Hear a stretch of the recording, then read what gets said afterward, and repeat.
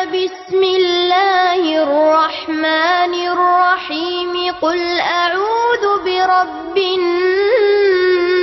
الناس ملك الناس إله الناس من شر الوسواس الخناس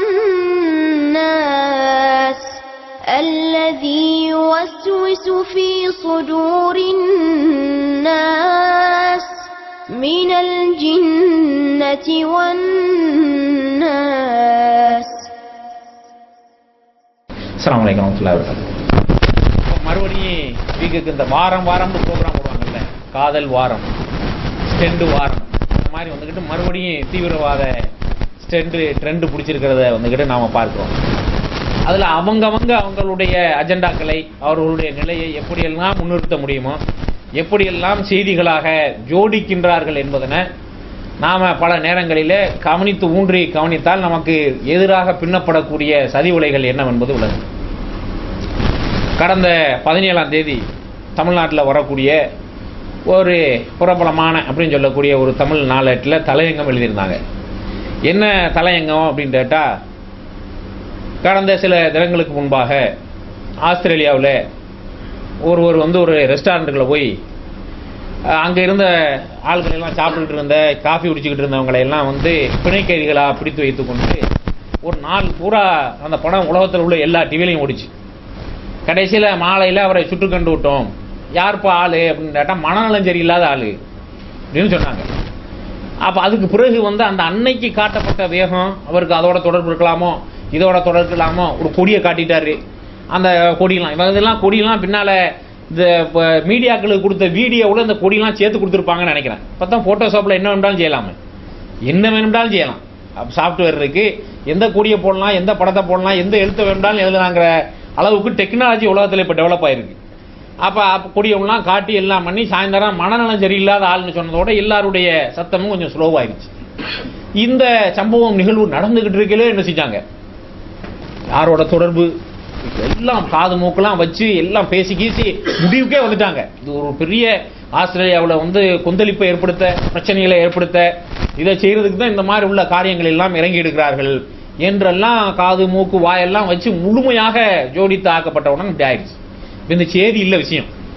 இதுக்கு பின்னால் தலையங்கம் என்ன எழுதுறாங்கன்னு சொன்னால், தலையங்கம் இந்த பள்ளியில் சுட்டு கொண்டாங்களே பாகிஸ்தானில் சின்ன குழந்தைங்கள, அது சம்பந்தமான தலையங்கம். அதில் என்ன எழுதுறாங்க அப்படின்னு கேட்டால், ஆஸ்திரேலியாவில் ஒரு உணவகத்தில் ஒருவர் போய் எல்லாரையும் பிணை கைதிகளாக பிடித்து வைத்து கொண்டு அவர் சுட்டு கொல்லப்பட்டு சில மணி நேரத்திற்கு பிறகு இங்கே உள்ள பள்ளிக்கூடத்தில் பிள்ளைகள் சுடப்படுறாங்க. எப்படி நம்ம என்ன நினைப்போம், ரொம்ப சாதாரணமாக நடந்துக்கிற விஷயமா நினைப்போம், ஒரு சாதாரணமாக எழுதிட்டு போகிற செய்தியாக நினைப்போம். எங்கேயோ ஒரு கிறுக்கம் பூந்தான் ஒரு இடத்துல, அவன் அங்கே இருக்கிற மக்களை எல்லாம் கொண்டு வச்சான், அவங்கள இப்போ கைதிகளாக பிடிச்சான், அவனுக்கு உள்ளே வச்சிருந்தான், கடைசியில் புத்தி சுவாதீனம் இல்லாதவன் தெரிஞ்சிருச்சு, மனநலம் பாதிக்கப்பட்டவன் தெரிஞ்சிருச்சு. இப்போ இதுக்கு பின்னாடி இது என்ன செய்தியை சொல்ல வருகிறது? இது படிக்கிற ஆட்களுக்கு சொல்கிற செய்தி என்ன?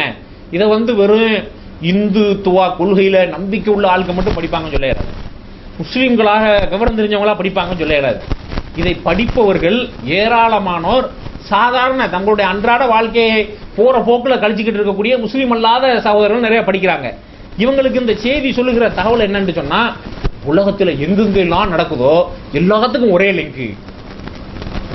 அதை அவங்க சொல்லி முடிக்கிறதுக்கு அந்த தலையங்கத்தை அதோட ஒன்றும் நிப்பாட்டல.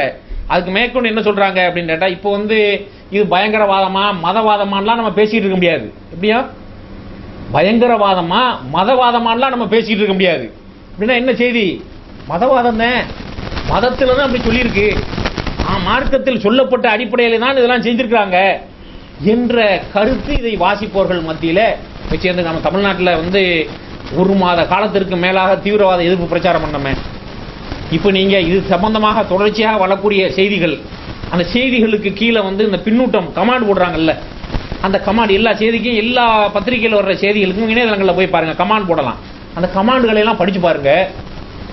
எல்லார் உள்ளத்திலும் யாருடைய மனசுலையும் கொஞ்சம் கூட ஐயம் திரிவர முஸ்லீம்கள் உலகம் பூரா உள்ளவங்க கூடி பேசி தீவிரமாக உண்மையிலே இந்த மாதிரி உள்ள தாக்குதல் எல்லாருடைய ஒத்துழைப்போட செய்யறாங்க அப்படிங்கிற மாதிரி சிந்தனை உள்ளவர்களுடைய பின்னூட்டங்களா கமாண்டுகளா அதுல எழுதப்பட்டிருக்கிறத நம்மளால பார்க்கணும். என்ன அப்படின்னா ஒரு மீடியாவில் காட்சிப்படுத்தப்பட்டு வரக்கூடிய இந்த மாதிரி உள்ள செய்திகள் சில மணி நேரங்களில் சில மணித்துளிகளில் அவங்களுடைய அந்த சிந்தனையை அவங்களுடைய போக்க அவங்களுடைய புரிதலை இவ்வளவு காலம் அவங்க என்ன வழங்கி வச்சிருந்தாங்களோ அதையே இப்படி தலைகீழாக புரட்டி போடக்கூடிய நிலை இருக்கிறது. இதெல்லாம் கூட உச்சகட்டம் என்ன தெரியுமா?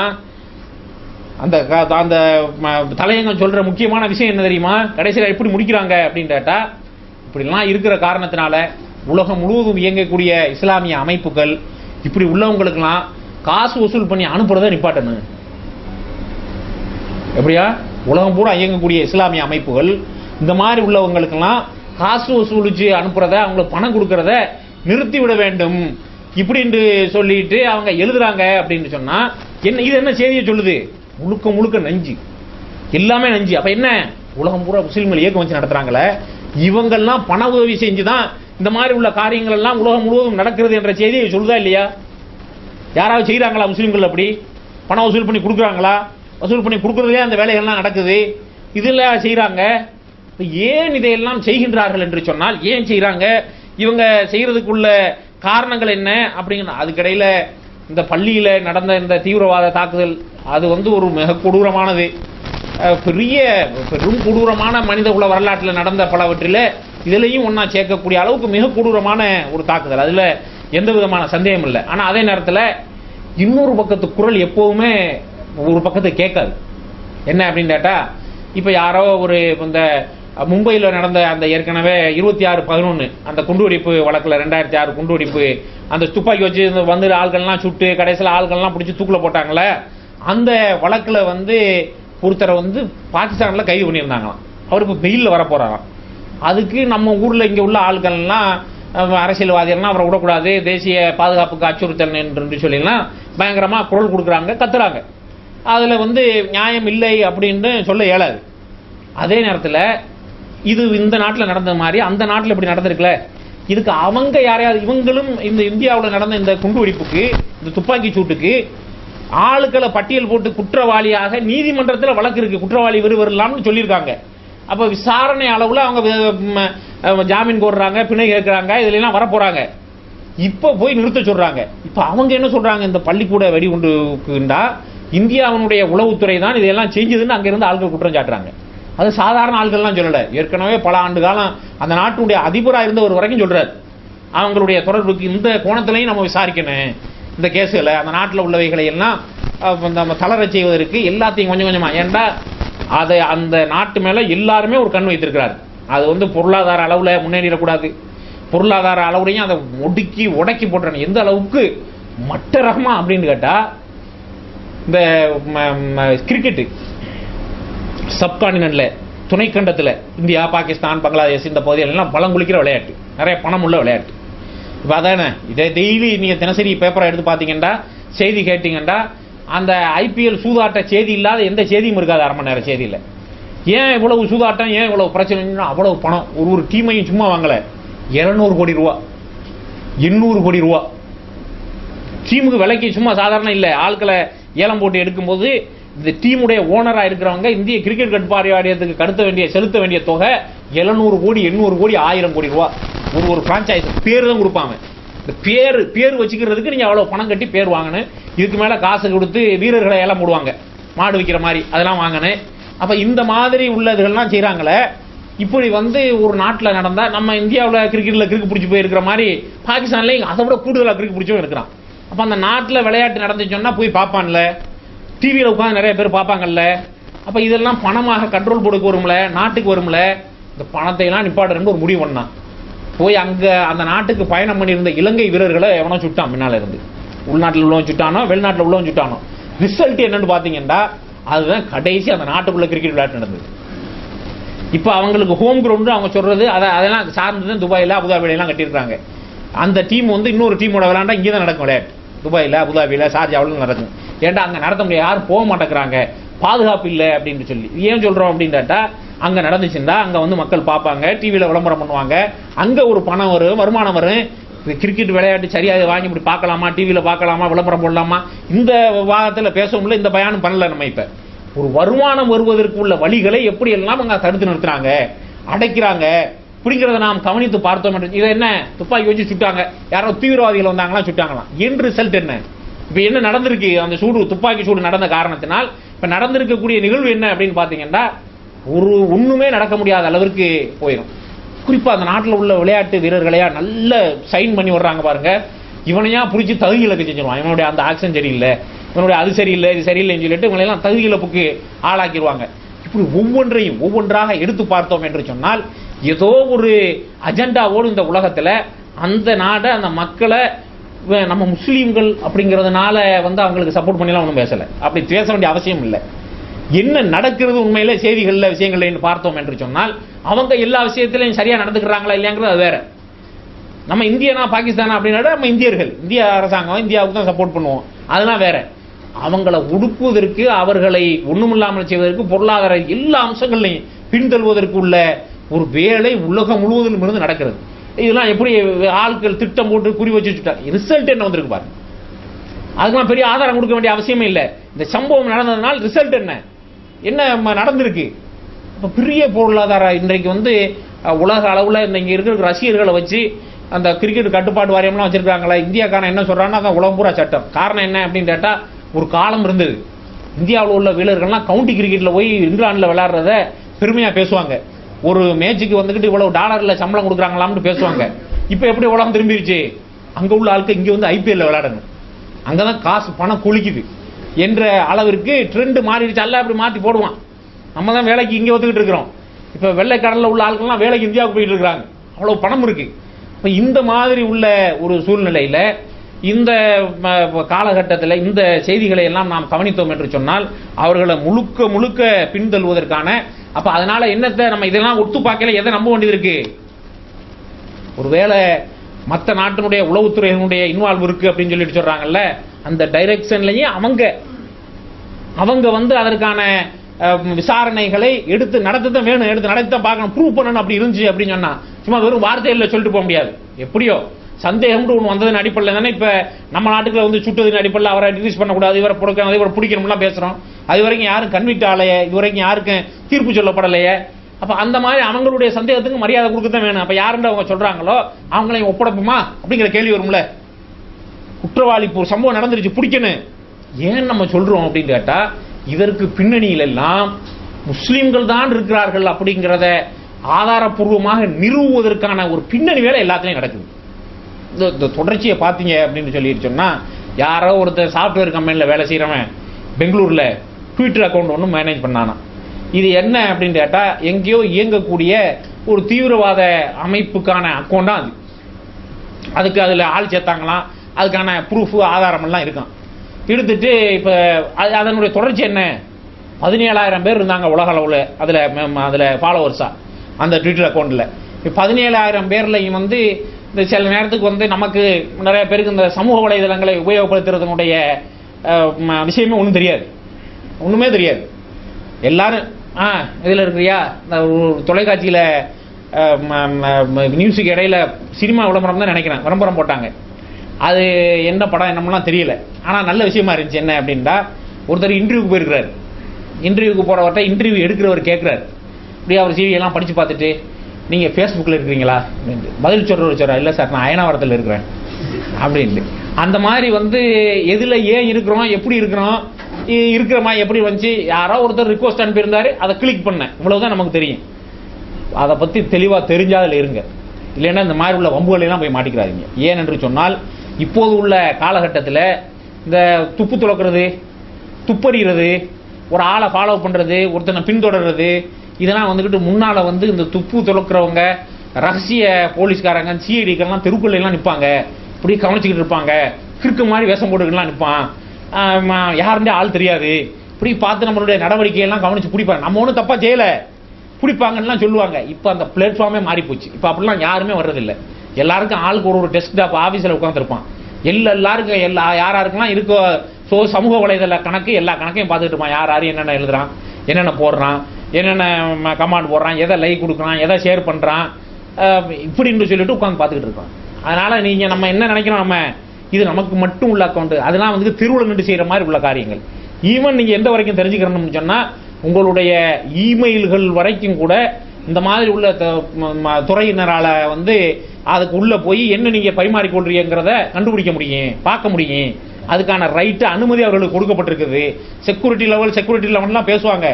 ஆனால் இந்த மாதிரி உள்ள அரசாங்கம் ஆள்பவர்களுக்கு செய்திகள் வேணும்னு சொன்னால் சில நேரத்தில் நம்ம என்ன சொல்கிறோம், ஏதாவது நீங்கள் வந்து தெரியாமல் எங்கேயாவது ஒன்று கிடந்ததை ஒரு இதை அட்டாச் பண்ணி மெயில் அனுப்பி வைப்போம், இதை ஒரு ஷேர் பண்ணுவோம் அப்படின்னு சொல்லிட்டு தெளிவான விளக்கம் இல்லாதது, உங்களுக்கு கரெக்டாக தெரியாதது, யார் உங்களுக்கு இவர் ஆள் நம்மளுக்கு ரிக்வஸ்ட் அனுப்பியிருக்கிறாரு இவர் தெரிஞ்ச ஆளா இப்படின்லாம் இல்லாமல் யாருடைய ரிக்வஸ்ட்டையும் போய் எந்த வலைதளங்களையும் நீங்கள் அக்செப்ட் பண்ணாதீங்க, யாரோடையும் போய் சேராதீங்க. யாருன்னெலாம் நமக்கு தெரியறதில்லை. இப்போ 17,000 பேரையும் பிடிச்சி சுத்த போகிறோம் அப்படின்னு சொல்லிட்டு சொன்னால் இவன்லாம் வந்துட்டு இவன் இதுக்கு ஆள் எடுக்கிறான்னு விவரமாக தெரிஞ்சு போனவனா இருப்பான். ஆள் எடுத்தானா இல்லையா, இது என்ன நடந்துச்சு, இதெல்லாம் இப்போ தெளிவாக யாருக்கும் தெரியாது. அது தெளிவாக யாருக்கும் தெரிய போகிறதும் இல்லை. செய்தி விட்டாச்சு.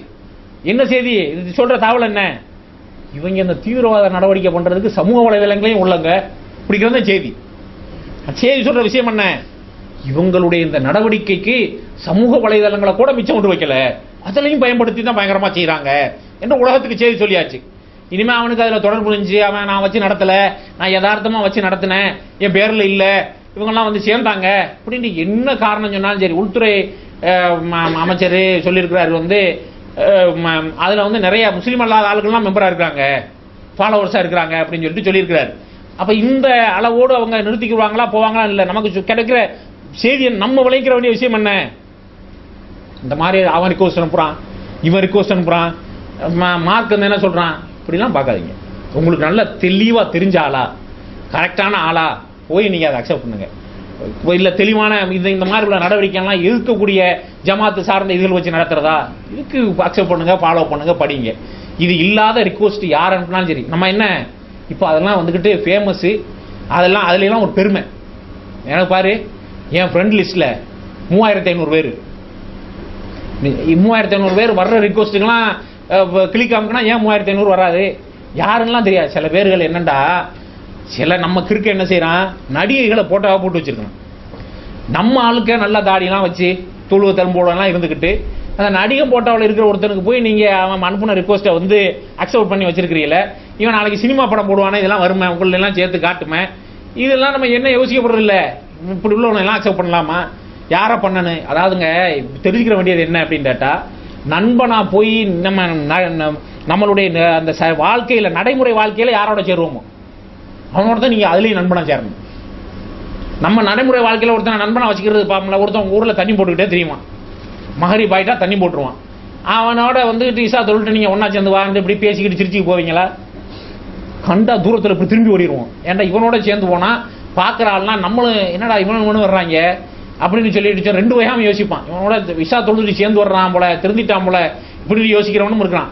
குட்டி போயிட்டான் போல தெரியுதே, கட்டிங் போட்டான் எவ்வளோ 2 பேரும் இப்படின்னு நினைக்கிறவனும் இருக்கான். அப்போ இப்போ அதனால் நம்ம என்ன செய்வோம், இந்த லெவலில் நிப்பாட்டிக்கிடுவோம். எப்படி இதில் இந்த மாதிரி ஆளுவெல்லாம் சேரலாமா, சேரக்கூடாதுலாம் கரெக்டாக இது பண்ணி நடைமுறை வாழ்க்கையில் நமக்குண்டு ஒரு கண்ணிய கௌரவம் இருக்குது, அவங்களோட தானே சேர்றோம். அப்படித்தான் இந்த சமூக வலைதளங்களில் சேர்றது. சமூக வலைதளங்களில் சேருவதும் கூட குறிப்பாக வந்து பெரிய மார்க்க பக்தி மாதிரி காட்டிக்கிறது இருக்குல்ல, அதில் ரொம்ப கொஞ்சம் எச்சரிக்கையாகவே இருந்து கொள்ளுங்க. அப்போ இதில் என்ன செய்தி அவங்க சொன்னாங்க, சமூக வலைதளங்களையும் விடலை அப்படிங்கிற செய்தியை சொல்லிட்டாங்க. இன்றைக்கி பார்த்தீங்கன்னா செய்திகளில் முக்கியமான செய்திகளில் அகமது அப்படின்னு சொல்லிட்டு அமெரிக்காவில் ஒரு ஆளை ஏற்கனவே பிடிச்சிருந்தாங்க. அவருக்கு வந்து ஏற்கனவே வந்து உலக அளவில் இருக்கக்கூடிய தீவிரவாத அமைப்புகளோட அங்கே இருந்து பணம் வசூல் பண்ணி அனுப்புனார், ஆள் அனுப்புனார் அப்படின்னு சொல்லிட்டு அவர் மேலே வழக்கு ஓடிக்கிட்டு இருந்துச்சு, கேஸ் நடந்துக்கிட்டு இருந்துச்சு, தீர்ப்பாயிருச்சு, 15 வருஷம் சிறை தண்டனை கொடுத்தாச்சு. இவர் வந்து இங்கே வெளிநாடுகளிலிருந்து போய் இந்தியர், அமெரிக்காவில் போய் குடியேறின இந்தியர், பேர் அகமது. அப்போ அவருக்கு வந்து 15 வருஷம் தண்டனை கொடுத்தாச்சு அப்படின்னு சொல்லிட்டு போடுறாங்க. இதில் கீழே போட்டு கமாண்டை வாசிக்கிட்டே வந்தீங்கன்னா, யாரும் இந்தியாவில் இப்படி தண்டனை கொடுத்துருந்தா, சிறுபான்மையினருக்கு எதிரான சதி அப்படின்னு சொல்லி நம்ம ஊரில் உள்ளவங்கலாம் கொய்யா பொய்யான்னு கத்திருப்பாங்க அப்படின்லாம் கீழே போய் பின்னூட்ட போடுற ஆளுக்க, கமாண்ட் போடுற ஆளுக்க போடுறாங்க. அப்போ செய்தி என்ன, விஷயம் என்ன, விளங்கணே என்ன கருத்தை சொல்லிட்டாங்க. இதை நீதி தண்டனை கொடுத்துட்டோம், பிடிச்சாச்சு, எல்லாம் பண்ணியாச்சுன்னு சொல்லியாச்சு. இப்போ நம்ம ஊரில் இருந்து இதை வாசிச்ச ஆளுக்க, படித்த ஆளுகளுக்கு என்ன செய்தி வந்துருச்சு, எங்கே போனாலும் விட மாட்டாங்கடா, அமெரிக்காவுக்கு போய் விடலை அவங்க. அப்போ உலகம் பூரா இருந்து இந்த வேலைகளை முழுக்க செய்து கொண்டிருக்கிறாங்க அப்படின்னு சொல்லிட்டு அது மாதிரி இன்னைக்கு ஒரு இது வந்திருக்கு. என்னன்னா பாகிஸ்தானில் சின்ன குழந்தைங்களை பள்ளிக்கூடத்தில் சுட்டாங்களே, அது சம்பந்தமான ஒரு தலையங்கம் ஒரு தமிழ் நாளிதழில் எழுதியிருக்காங்க. என்ன எழுதியிருக்காங்க? தலையங்கம்ல ஒரு ஆராய்ச்சி கட்டுற மாதிரி. அதையும் ஒருத்தர் முஸ்லீம் பேர் வச்சு தான் எழுதியிருக்கிறார். அவர் என்ன எழுதுறாரு அப்படின்னு கேட்டா, இப்படி நடக்கிற எல்லாத்துக்கும் முல்லாக்கள் தான் காரணம், முல்லாக்கள் தான் இது இவ்வளவுக்கும் காரணம், முல்லாக்கள் தான் ஆலிம் சமர், இவங்க தான் காரணம் அப்படின்னு எழுதியிருக்காங்க. நம்ம ஊர் ஆலிம் சாக்கள் எல்லாம் பார்த்தா பாவம். இன்னும் வந்து வாழ்க்கை நடத்துறதுக்கு பாத்தியாவுங்கிற நிலையிலிருந்து மாறல. இவங்களெல்லாம் போய் காரணம் சொல்ல முடியுமா? இந்த கமால் துருக்கத்தான் ஒருத்தன் துருக்கியில் 1923 பிறகு ஆட்சியை பிடிச்சான். யூதர்கள் அதுக்கு பின்னணியில் இருந்து ஆட்டோமன் என்ற உதுமானிய பேரரசை வீழ்த்துவதற்காக ராணுவ தளபதியாக இருந்த முஸ்தபா கமால் அப்படிங்கிற அந்த நேரத்தில் அவனை ஒரு பெரிய ஹீரோவை நினச்சி நம்ம ஊரில் நிறைய பேருக்கு ஆட்களுக்கு பேர் முஸ்தபா கமால்னு இருக்கு. அது ஒரு காலத்துக்கு ஒரு ட்ரெண்டு. இப்போ ஒரு 25-26 வயசில் இருக்கிற ஆட்களுக்குலாம் நிறைய பேருக்கு அசாருதீன் பேர் இருக்கு. அப்போ அவர் கிரிக்கெட்டில் ஸ்டாராக இருந்தாருங்கிறதுனால நல்லா வச்சாங்க. ஒரு 91 வாக்கில் பிறந்த ஆட்களில் நிறைய பேருக்கு சதாம் ஹுசேன் பேர் இருக்கு. அப்போ ஒரு ஹீரோவாக இருந்ததுனால வச்சாங்க. அந்த ட்ரெண்டுக்கு தகுந்த மாதிரி பேர் வச்சுக்கிறது. அப்போ பழைய ஆட்களுக்கு நிறைய பேருக்கு முஸ்தபா கமால் இருக்கு. அந்த அளவுக்கு உள்ள ஒரு குடியவனை கபோதிய பெரிய ஹீரோன்னு நினச்சிக்கிட்டு நம்ம ஊரில் பேர் வச்சாங்க. அப்போ அவன் என்ன செஞ்சான் அப்படின்னு கேட்டால், அப்போ சொல்லுவாங்க அந்த நேரத்தில் அங்கே நிறைய மார்க் அறிஞர்கள் இருந்தாங்க, அவங்க தான் அந்த சமூகத்தை வந்து வழிநடத்தி கொண்டிருந்தார்கள். இவன் வந்த உடனே கண்ட்ரோலில் வைக்க முடியல. அப்போ என்னட்டா எல்லாரும் வாங்க, உங்களெல்லாம் அரசாங்க செலவில் ஹஜ்ஜுக்கு அனுப்புகிறோம்னு சொல்லி எல்லாரையும் கூப்பிட்டு ஒரே கப்பலில் ஏற்றி அவங்கள கப்பல் நடுக்கடலில் போய்கிட்டு இருக்கல ஏற்கனவே குண்டு வச்சு அனுப்பி கப்பலை தூக்கிட்டாங்க. அப்போ அந்த நாட்டில் உள்ள மார்க் அறிஞர்கள் யாருமே இல்லை, சும்மா கதை இஷ்டத்துக்கு சொல்லலை. இன்றைக்கு வந்த இந்து பேப்பரில் இப்படி ஒரு கட்டுரை இருக்குது, நீங்கள் வாசிச்சு பாருங்கள். இந்த கட்டுரையில் இந்த செய்தியும் பதியப்பட்டிருக்கிறது. அப்போ இந்த மாதிரி வந்து பாகிஸ்தானில் இருக்கக்கூடிய முல்லாக்களை எல்லாம் தூக்கிட்டா இனிமேல் அங்கே இப்படிலாம் வெடிக்காது, தூக்கிட்டா இருக்காது. நம்ம என்ன இருக்கிறோம்னாட்டா, பாபர் மசூதியை முல்லா வந்து அடிச்சாரு, பாபர் மசூதியை அடிச்சாரு, முல்லாவை அடிச்சாரு. அப்போ இந்த மாதிரி உள்ள முல்லாக்கள் அங்கேயும் இருக்குல்ல, அவனை எப்போ தூக்க போற? தூக்கணும்ல, தூக்கணும், எல்லாரையும் தூக்கணும்ல. இந்த மாதிரி உள்ள ஒரு கோஷ்டி, நீ வேற பேர் என்ன வேண்டாலும் வச்சுக்க, அப்படி ஒரு முல்லாக்கள் அங்கேயும் முல்லா இருக்க, அந்த முல்லாக்களையும் என்ன செய்ய போற? எப்போ தூக்க? இப்படி நம்ம இந்தியாவில் நடந்த இந்த மாதிரி உள்ள தீவிரவாத செயல்களை பெரிய பட்டியல் போட்டு சொல்லக்கூடிய அளவிற்கு ஏராளமான தீவிரவாத செயல்கள் இந்த நாட்டில் வந்துக்கிட்டு நடந்திருக்கிறது. இப்போ இவைகளை எல்லாம் நான் பார்த்தோம் என்று சொன்னால், இந்த மாதிரி தீவிரவாதிகளுக்கு முள்ள அது மாதிரி மதரசாக்களில் தீவிரவாத பணி வேலைகள் எப்படி நடக்குது என்று சொல்லி பதிலளிங்க அப்படின்னு சொல்லிட்டு பாராளுமன்றத்தில் ஒருத்தன் கேள்வி கேட்குறான். கேள்வி பதில்னா சில நேரத்தில் செட்டிங் போடுவாங்க, கேள்வி கேட்குறாங்க. இந்த கேள்விக்கு வந்துக்கிட்டு பதில் என்ன சொல்கிறாங்க அப்படின்னு கேட்டால், மதரசாக்களில் நடக்கக்கூடிய தீவிரவாத பயிற்சி பற்றி அமைச்சர் விளக்கம். எல்லா இடத்துலையும்லாம் நடக்கலை, ஆனால் வங்கதேசத்திலிருந்து வந்தவங்க நம்ம மேற்கு வங்கத்தில் வந்துக்கிட்டு 3 மதரசா வச்சுருக்காங்க, அங்கே தான் நடக்குது பயிர் சொல்கிறாரு. அது மாதிரி இப்போ சமீப காலத்தில் வந்து ராஜஸ்தானில் வந்து எல்லை பகுதிகளில், பாகிஸ்தானுக்கு எல்லை இருக்குல்லங்க, அந்த எல்லை பகுதிகளில் வந்துக்கிட்டு நிறைய மதரசாக்கள் பெருகிக்கிட்டே வருது. அதனால் நாட்டில் உள்ள எல்லா மதரசாக்களையும் கண்காணிப்பதற்கு உத்தரவு போட்டிருக்கிறோம். எல்லா மதரசாக்களையும் சரி, என்ன நீ குர்ஆன் ஓதி கொடுக்க மதரசா வச்சிருக்கீங்களா, எல்லாரும் கண்காணிப்பில் இருக்கிறீங்க, அதனால் பார்த்து செஞ்சுக்கிறங்க. இது என்ன நடக்கும்? ஏற்கனவே வந்து நம்ம இந்த கல்வியில் படிப்பில் பட்டம் வாங்கணும், இன்ஜினியர் ஆகணும், டாக்டர் ஆகணும், போட்டி ஓடுறதுக்குண்டு நம்ம பிள்ளைகளையும் தயார் பண்ணி காலையில் சூரியன் உதிக்கிறதுக்கு முன்னாலேயே ஷூ டையெல்லாம் போட்டு அந்த குழந்தைய ஒன்றும் தெரியாத வயசில் ஒழுங்காக யூரின் கூட போக தெரியாது, அந்த வயசில் வந்து காலையில் விடிகிறதுக்கு முன்னால் வேன் வரும், அதில் போட்டு அனுப்பிடுவாங்க. இருட்டி போனவங்கன்னா திருப்பி வந்து இறங்க முடியல, தூங்கிட்டு தான் போவான், தூங்கிட்டு தான் வருவான். இப்படி ஒரு சூழ்நிலையில் 1வது அனுப்புனாங்க. முதல்ல 1வது படிக்க போகிற 5வது வகுப்பில் போய் சேர்ப்பாங்க ஸ்கூலுக்கு, பள்ளிக்கூடத்துக்கு. அப்படி நம்மளாம் சேர்ந்தோம். நம்மளெல்லாம் விட என்ன கூடுதலாக இப்போ உள்ள ஆளுக்க படிக்கிறாங்கன்னு தெரியல. சேர்ந்தோம். போன உடனே வயசு கணக்கு பண்ணுறதுக்கு கையை காதத்தோடு புரிஞ்சு சொல்லி சொல்லுவாங்க. இதெல்லாம் ட்ரைனிங்லாம் கொடுத்தோம், கூப்பிட்டு போவாங்க. ஏன்னா ஒரு 2 மாதம் முடிஞ்சிருக்கு. பிறந்த நாள்லாம் கொண்டாடுறாங்கல்ல, அப்போல்லாம் பிறந்த நாள்லாம் ஒத்துருக்கும் தெரியாதுங்க. பிறந்த நாள் என்று சொன்னால் அங்கே போய் கேட்பாங்க. வெளியே தான் 2 கணக்கு பண்ணுவாங்க, பிறந்த தேதின்னு கேட்பாங்க. 5 வயசு கரெக்டாக வர்ற மாதிரி ஒரு தேதி இருக்கணும். இப்போ யாருக்கெல்லாம் 40, 45, 50 வயசோ அந்த செட்டில் உள்ள ஆட்களையெல்லாம் கூப்பிட்டு உங்களுக்கு டேட்டா பர்த் என்னென்னு கேளுங்க. ஏப்ரலாக இருக்கும், மேயா இருக்கும், எல்லாருக்குமே ஏப்ரலாக இருக்கும். பாஸ்போர்ட்டில் உள்ள டேட்டா பர்த் இல்லைன்னா மேயா இருக்கும். ஏன்னா அந்த டேட்டா பர்த்தை நிர்ணயிச்சது ஸ்கூலில் சேர்க்கறதுக்கு முன்னால் வாசலில் அங்கே தான் போய் சொல்லுவாங்க. April 24 போட்டுக்கிறேங்க sir. போட்டுக்கிறவா இப்போ தான் பிறந்தானா, போடுங்க சார் அப்படின்னு சொல்லி போட்டு தான் 5 வயசு கணக்காக்கி ஸ்கூலில் சேர்த்துக்கிட்டு வருவாங்க. போனான், படித்தான், மத்தியானம் சாப்பாடுக்குன்னு டைம் விடுவாங்க. அப்போ போய் விளாண்டுக்கு தெரியுமா, திருப்பி ஸ்கூலுக்கு இழுத்தம் கொண்டு போனேன். பெரிய பெரிய அறிவாளிகள்லாம் அப்படி உள்ள படிப்பில் படித்து உருவாகத்தான் செஞ்சாங்க. இப்போ ஸ்கூலில் கொண்டு போய் சேர்க்குறாங்க. எப்போ எல்கேஜி யூகேஜின்னு ஆரம்பித்தான். இப்போ அதையும் தாண்டி கொடுமை ப்ரீகேஜின்னு ஒன்று ஆரம்பிச்சிட்டான். அதாவது 2.5 வயசுலாம் கொண்டு போய் தள்ளிடணும், ஒன்றுமே தெரியாது. இப்போ அடுத்தாப்புல பிறந்த உள்ளே சேர்க்கறதுக்கும் இடம் வந்துருச்சு. இப்போ நீங்கள் தூக்கி கொண்டு பெற்று தூக்கி வீசிட்டு உங்கள் வேலையை பார்த்துட்டு போய்கிட்டே இருக்கலாம்ங்கிற நிலை வந்துருச்சு. அவன் எல்லாம் வருமானத்துக்காக அவன் செய்கிறாங்கன்னா எல்லாத்துக்கும் பின்னாலே ஓடுறான். இப்படி நம்ம கொண்டு போய் படிக்க வைக்கிறோம்ட்டு மக்தப மதரசாவுக்கு போய் குர்ஆன் ஓதுற பிள்ளைகள் எங்கே இருக்கு? எங்கே இருக்கு? யார் வீட்டில் போகிறாங்க? ஞாயிற்றுக்கிழமை ஒரு நாள் தான் அவன் தூங்குவான். ஞாயிற்றுக்கிழமை மதரசா வைக்கலாம்னு சொன்னால் சொல்லுவாங்க, ஞாயிற்றுக்கிழமை ஒரு நாள் தான் அவன் தூங்குவான். பெரிய ஆஃபீஸில் சிஓவாக இருந்துட்டு வந்து ஞாயிற்றுக்கிழமை ஓய்வு எடுக்கிறாரு பாருங்க. மற்ற நாளும் தூக்கிட்டு போகிறான்னு விடுங்க. அப்போ அப்படின்னு சொல்லி குர்ஆன் ஓத அனுப்புங்க அப்படின்னு சொன்னால் அதெல்லாம் அனுப்ப மாட்டோம் அப்படிங்கிற அந்த நிலையில் நம்ம இப்போ இருந்துக்கிட்டு இருக்கும்போது மிச்சமுள்ள ஆட்களையும் பயங்காட்டி போக விடாமல் ஆக்கிறதுக்குள்ள வேலை. இந்த வேலை என்ன? மதரசாக்கள் எல்லாம் கடுமையாக கண்காணிக்கிறோம்னு சொன்னால் பயம் வந்துடும். கண்காணிக்கிறாங்க போல, மதரசாவுக்கு போனாலே தீவிரவாதம் சொல்லிடுவாங்க, போனாலே தீவிரவாதம் சொல்லிடுவாங்க போல அப்படின்னு சொல்லி இந்த போகிறத, விவரம் தெரிஞ்சுக்கிறத, மார்க்கத்தை புரிஞ்சுக்கிறத, மார்க்கத்தை அறிந்து கொள்வதை எல்லாம் தடுத்து நிப்பாட்டிக்கிறாங்க. இப்போ ஏன்னா இந்த செய்தியை பெற்றோர்கள் படிச்சுட்டாங்கல்ல, என்னத்துக்கு நமக்கு பிடிச்ச வம்பு, இங்கே இவனை அனுப்பிக்கிட்டு இவன் பேரையெல்லாம் எழுதி வச்சு இவன் சின்ன வயசுலேருந்து ஓதினவன்ட்டு இனி 25-30 வயசில் துபாய்க்கு போயிட்டு வரையில நீ சின்ன வயசில் மதரசால ஓதிருக்கல அதனால தீவிரவாதம் முடிச்சு விட்டாங்கட்டா, இப்படிலாம் யோசனை பண்ணி நிப்பாட்டிடுவாங்கிறதுக்காக மதரசாக்களையும் நாங்கள் கண்காணிக்கிறோங்கிறது தான் எல்லா இடத்துலையும் இல்லை. வங்கதேசத்திலிருந்து வந்த 3 இடத்துல தான் இருக்குது. இது இப்போ என்ன பிரச்சனை? அஸ்ஸாமில் ஒரு கணிசமான அளவுக்கு முஸ்லீம்கள் இருக்கிறாங்க. இவங்களெல்லாம் எப்படியாவது ஓட் பேங்காக இருக்கிறாங்க, நாட்டை விட்டு வெளியேற்றி அங்கே ஒரு கட்சியும் இருக்குது. இங்கே அஜ்மல் அத்திர் கடை வச்சுருக்காங்களே, செண்டு கடை, அவங்க அங்கே ஒரு கட்சி வச்சு நடத்துகிறாங்க. அந்த கட்சி சக்ஸஸ்ஃபுல்லாக இப்போ சட்டமன்ற தேர்தலெலாம் சில சீட்டுகள்லாம் ஜெயிச்சிருக்கு. அப்போ அவங்க எல்லாம் முஸ்லீம்கள் ஓட்டு வாங்குவதற்கு இந்த முஸ்லீம்கள் தான் காரணமாக இருக்கிறாங்கன்ட்டு இவங்களெல்லாம் வெளியேற்றுறதுக்காக அடிக்கடி சொல்லுவாங்க. வங்கதேசத்திலிருந்து வந்து குடியேறியவர்கள் நிறையா இருக்கிறாங்க. ஒரு வயலும் குடியேறலை, எல்லாம் அங்கே உள்ள பூர்வாங்க குடிமக்கள், அங்கே பிறந்தவங்க, அங்கே வளர்ந்தவங்க, அங்கே வாழ்ந்தவங்க, எல்லார்ட்டையும் ஓட்டர் ஐடி இருக்குது. எப்படியாவது நீங்கள் இப்போ வந்து மாற்றி எடுத்துட்டீங்க, புதுசாக எடுத்துட்டீங்கன்னா பட்டம் சுமத்தி அனுப்பிவிடலாம் என்பதற்கான வேலைகள். அதுதான் அடிக்கடி இந்த வங்கதேச விஷயங்களை வந்துக்கிட்டு பேசுறது. அப்போ இந்த மாதிரி அது மாதிரி நம்மளோட மன்னிக்கலை முஸ்லீம்களை சொல்கிறதோட இப்போ இந்தியாவில் உள்ள உலக செய்திகளை சிலதை பார்த்தாலும் நிறைய இந்தியாவில் நடந்த விஷயங்களை தான் பார்த்தோம். எல்லாம் குறிப்பாக இந்த இப்போ ஆட்சிக்கு வந்தவங்க வந்ததுக்கு பிறகு இதெல்லாம் திட்டமிட்டு செய்யப்படுகின்ற பின்னப்படுகின்ற சதி வேலைகள்.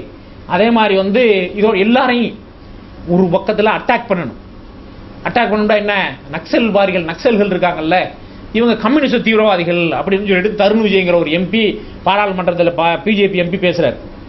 அவங்க கம்யூனிஸ்ட்காரங்க கொதிச்செழிஞ்சு அதற்கான இதெல்லாம் பண்ணுறாங்க. அவங்க சில நேரத்தில் அவங்களுடைய சைடு நியாயம் இருக்கிறதாக பேசுவாங்க. மீடியாக்கள்லாம் ஓப்பனாக தான் பேசுகிறாங்க, பேசாமையெல்லாம் இல்லை. ஆனால் நக்சல்கள் யார் அப்படிங்கிறது எல்லாருக்கும் தெரியும். உலகத்தில் யார் நக்சல்களாக போனவங்க? யார்? நிலக்கரி சுரங்கம் வெட்டுறதுக்கு, மரங்களை வெட்டுறதுக்கு, காடுகளில் உள்ள வளங்களை எடுத்து பயன்படுத்தி கொள்வதற்கு காடுகளை ஆள்பவர்கள் ஆக்கிரமித்தார்கள். அப்போ அந்த காடுகளில் பூர்வாங்க குடிமக்களாக வாழ்வாங்களே அவங்கள கண்டுக்கிறவே இல்லை. அவன் முதல்ல போனவொன்னே யாராக இருந்தாலும் ரெசிஸ்ட் பண்ணுவாங்கல்ல, எதிர்த்து நிற்பாங்கல்ல. யாராக இருந்தாலும் நீ போய் நீ நாளையிலேருந்து வீட்டை காலி பண்ணிடணும் அப்படின்னு சொன்னால் யாராவது ஓடிடுவானா? எதிர்த்து நிற்பான். எதிர்த்து நிற்கும் போது வந்து இவங்க என்ன செய்யறது? அவனை எதிர்த்து தாக்குறது, அடிக்கிறது. அவன் என்ன செய்வாங்க? கொஞ்சம் நாள் கழிச்சு எல்லாம் எக்யூப்மெண்ட்லாம் வாங்கி கொண்டு வந்து துப்பாக்கியெல்லாம் செஞ்சு ஒரு கிராமத்தில் ஒரு ஆளு தனிப்பட்ட முறையில் வீட்டிலே வச்சு துப்பாக்கியெல்லாம் செஞ்சு அந்த கிராமத்தில் உள்ள எல்லாரும் கொடுத்துருக்காரு, பிடிச்சாங்கன்னு சொல்லிட்டு செய்தியை பார்த்தோம். அப்போ அந்த மாதிரி செஞ்சு கொடுத்து வச்சுக்கிட்டு அவங்க காட்டுக்குள்ளே போகிற ஆட்களை, அவங்க வீட்டை எடுக்க போகிறவங்கள, அந்த காட்டில் உள்ள மரங்களை வெட்ட போகிறவங்கள, அங்கே இருக்கக்கூடிய தண்ணீரை சுரண்ட போகிறவங்கள, அங்கே இருக்கக்கூடிய இயற்கை வளங்களை வெட்டி எடுக்க போகிறவங்கள, அங்கே இருக்கக்கூடிய யானைகளை கொண்டு தந்தங்களை எடுக்க போகிறவர்களை, அங்கே இருக்கக்கூடிய சிறுத்தைகளை கொண்டு தோள்களை எடுக்க போகின்றவர்களை அந்த மக்களை அடித்து துரத்துறாங்க. இப்படி தான் தொடங்குச்சு. நாள் போக்கில், காலப்போக்கில் அது வந்து ஒரு இயக்கமாக மூவ்மெண்ட்டாக உருவெடுத்துருச்சு. அவங்களுக்கு நிறைய லிங்குகள்லாம் வந்துருச்சு. இவங்களை பயன்படுத்துவதற்கு என்று சிலர் வந்துட்டாங்க. இப்படி எக்யூப்டடாக இருக்கிறாங்களா, இவங்களை நம்ம பயன்படுத்திக்கிறோங்கிறதுக்காக சில அரசியல் சக்திகள், ஆதிக்க சக்திகள் அவங்கள கையகப்படுத்தி பயன்படுத்தவும் செஞ்சாங்க. அரசியல் பணம் கொடுத்து எங்களுக்காக இன்னார கொன்றுங்கள்லாம் அவங்கள கூலிப்படைகளாக பயன்படுத்துவது, இப்படிலாம் வந்துருச்சு. இதுதான் அவங்க பின்னணி. அப்போ என்ன செய்கிறாங்க? நக்சல்கள் வந்து கம்யூனிஸ்ட் தீவிரவாதிகள் அப்படின்னு சொல்லிட்டு சொன்னால், அப்போ ஏற்கனவே முஸ்லீம்கள் மேலே தீவிரவாத பட்டம் சுமத்தி ஓரம் கட்டுறதுக்குள்ள வேலையெல்லாம் செஞ்சாச்சு. இனி கம்யூனிஸ்ட்காரங்க இருக்காங்க, வலுவாக பேசுகிறவங்க, இப்போ அவங்கள எதிர்த்து பொது தளத்துல எல்லாம் வலுவான அவங்களுக்கு எதிர்ப்பு கொடுக்குறவங்க, அந்த கொள்கைகளை விமர்சிக்கிறவங்க, அவங்க கொள்கை முன்னுக்கு உட்படாதுன்னு பேசுகிறவங்க, அழிவு பாதைக்கு கொண்டு போகும்னு பேசுகிறவங்க இப்போ இவங்களையும் முடக்கி போட்டோம்னா அடுத்த கட்டத்துக்கு போகலாம்ங்கிறதுக்காக அவர்களை நோக்கியும் இது வந்து அது மாதிரி காலத்துக்கு இந்தியாவில் உள்ள கிறிஸ்தவர்கள் நம்ம உண்டு, நம்ம வேலை உண்டு. நம்ம ஞாயிற்றுக்கிழமை பூட்டின ரூமில் உள்ள எங்கேயாவது உள்ள தேவாலயங்களில் ரூம்களில் போய் ஜெபம் பண்ணுவோம். அதோட நம்ம பாட்டுக்கு போய்கிட்டு இருப்போம், நல்லா படிப்போம், அங்கங்கே ஆஃபீஸராக இருப்போம். அங்கேயும் ஆஃபீஸராக இருக்கையில் இந்தியாவில் குமார்னு இந்துக்களுக்கும் பேர் இருக்கும், கிறிஸ்தவர்களுக்கும் பேர் இருக்கும். அதனால் தெரியாமல் இந்து மாதிரியே இருந்துக்கிட்டு போய்கிட்டே இருப்போம்லாம் மெயின்டைன் பண்ணிச்சுட்டு இருந்தாங்க. ஆனால் இவங்க விடுறதா இல்லை. யார் ஆட்சிக்கு வந்தாலும் இப்போ விடுறதா இல்லை. டெல்லியில் ஒரு தேவாலயத்தை பிடிச்சி எரிச்சு விட்டாங்க. எரிச்சு உடனதோட ஒன்றும் நிப்பாட்டலை. முதல்ல இப்படி லேசாக விட்டு பார்த்தாங்க. இனிமேல் கிறிஸ்துமஸுக்கெல்லாம் லீவு கிடையாது, கிறிஸ்துமஸுக்கெல்லாம் லீவு கிடையாது அப்படின்ட்டு எப்படி சொன்னாங்க. முதல்ல அப்படித்தான் கொஞ்சம் கொஞ்சமாக ஆரம்பிக்கும். எப்படி ஆரம்பிக்குது அப்படின்னு கேட்டால், அந்த நவோதயா பள்ளிகள்னு சொல்கிறாங்கல்ல, மத்திய அரசாங்கம் வச்சு நடத்தக்கூடிய இந்த சிபிஎஸ்சி சிஸ்டம் உள்ள பள்ளிகள் மாதிரி இப்போ நவோதயா சிஸ்டம் பள்ளிகள் இருக்குது. அது ஒரு சிலபஸ். தமிழ்நாட்டில் ஒரு பள்ளிக்கூடம் இல்லை, அது மாதிரி வடக்கு நாடுகளில் நிறையா இருக்குது.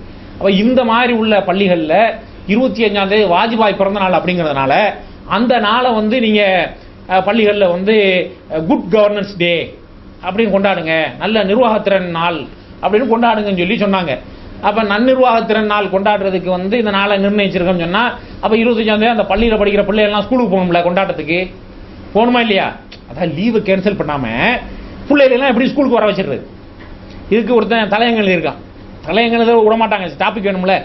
அவன் என்ன எழுதுறான்னு கேட்டால், ஏற்கனவே சிறுபான்மையினர் வச்சு நடத்துகிற கிறிஸ்தவர்கள் ஸ்கூல் வச்சு நடத்துகிறாங்கல்ல, அங்கங்கே இந்தியாவில் நிறையா வச்சு நடத்துகிறாங்க.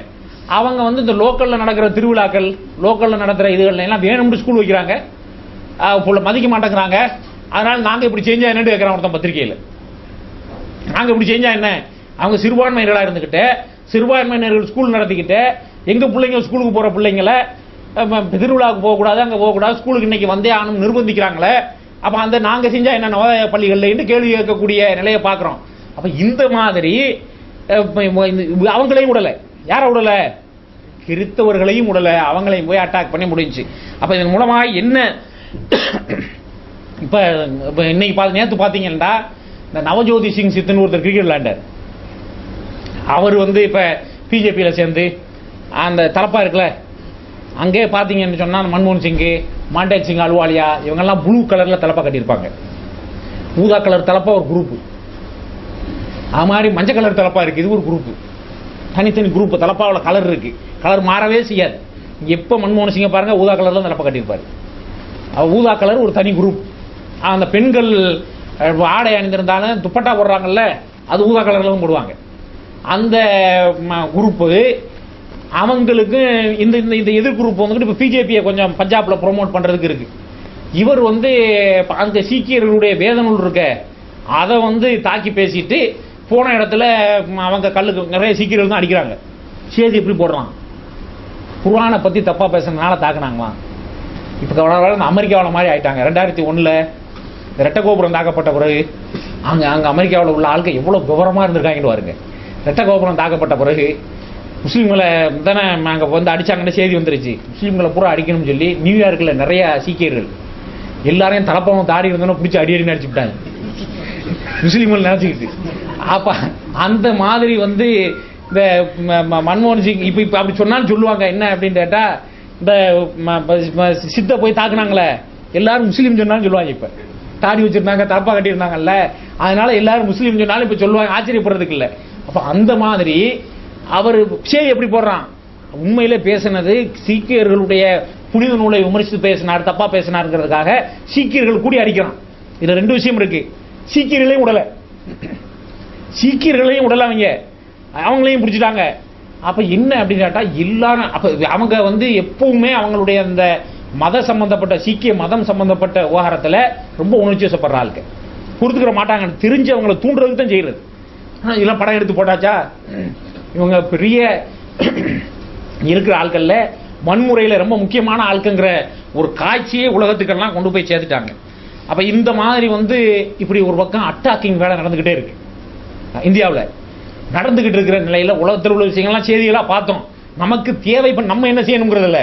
அப்போ அதனால் நம்மை சுற்றி இந்தியாவுக்குள்ளே என்ன நடக்குது அப்படிங்கிறத வந்து பார்த்துடலாம். இப்படி அட்டாக் வேலையாக ஒரு பக்கம் நடந்துக்கிட்டு இருக்கு. நம்மளை வந்து மீடியாக்களில் மக்களுடைய உள்ளங்களில் இவங்க பயங்கரமான மோசமான ஆள்களோட நெருங்க இயலாது என்ற ஒரு சித்தாந்தத்தை சிந்தனையை ஏற்படுத்துவதற்கான வேலை ஒரு பக்கம் நடந்துகிட்டு இருக்கையில், அவங்களுடைய அஜெண்டாவை கொஞ்சம் கொஞ்சமாக முன்னோட்டு எடுத்து போகிறாங்க. அவங்களுடைய காரியங்களை இப்போ அதான் பகவத்கீதையை தேசிய நூலாக அறிவிக்கணும் சொன்னாங்களா? யார் சாதாரண தெருவில் போகிற ஆளுக்கு சொல்லல, அமைச்சர்களில் முக்கியமான அமைச்சர் எங்கே போய் அந்த நூலுக்கு விழா எடுத்த அவையில் போய் சொல்லிட்டு வர்றாங்க. அப்போ சாதாரணமான ஆள் சொன்னால் பண்ணிடலாம், புனித நூலாக அறிவிக்கணும். அப்போ ஒரு பக்கம் ஒரு சாராரை அட்டாக் பண்ணி ஒடுக்கி வைக்கிற வேலை நடந்துகிட்டு இருக்கு, ஒரு பக்கம் அவங்கள ஆள்பவர்களாக எல்லாத்துக்கும் பொறுப்பாளிகளாக அவங்க தான் ஒரிஜினல் குடிமக்களாக முன்னிறுத்துவதற்கான நாங்கள் தான் அந்த நாடு என்று முன்னிறுத்துவதற்கான வேலைகள் இன்னொரு பக்கம் நடந்துகிட்டு இருக்கு. அதே மாதிரி காந்தியும் கோட்சேயும் ஒன்று அப்படின்னு சொல்லிட்டு பேசுவாங்க. பேசுனதோட நிப்பாட்டில் நேற்று ஒருத்தர் பேசியிருக்காரு. நேற்று அந்த இந்து மகாசபாவுடைய சந்திர பிரகாஷ் கௌசிக் அப்படிங்கிறவர் வந்து பேசியிருக்காரு. என்ன பேசியிருக்கிறாரு? இவங்கெல்லாம் யாருன்னே தெரியாது, இப்போ ஹீரோக்களாக ஆகிட்டு இருக்காங்க. அப்போ இவங்கெல்லாம் நாட்டுக்கு என்ன செஞ்சாங்க, என்ன உழைச்சாங்க, அவங்க இன்னும் சொல்லுவாங்க. அதுக்கெல்லாம் புத்தகம் போடுவாங்க, போட்டு வரலாறு புத்தகத்துலாம் அதுக்கு மாத்திர வேலையெல்லாம் நடந்துக்கிட்டு இருக்கு. வரலாறுல காந்தி நேரு இவங்கெல்லாம் சுதந்திரத்துக்கு பாடுபட்டாங்கன்னு இருக்கும்ல, அதெல்லாம் அவங்களும் திட்டம் போட்டு முஸ்லீம்களெல்லாம் ஒழிச்சாங்க. பேரை மறைச்சி தானே வச்சுருக்காங்க. யாராவது முஸ்லீம் இருக்குமா? மேக்சிமமாக இருந்தால் அபுல் கலாம் ஆசாத் இருந்தாருன்னு வச்சுருப்பாங்க. அதுக்கு அதை தாண்டி சுதந்திரத்துக்கு உழைச்ச முஸ்லீம்கள் யாருமே இல்லையா? யாருமே இருக்காது.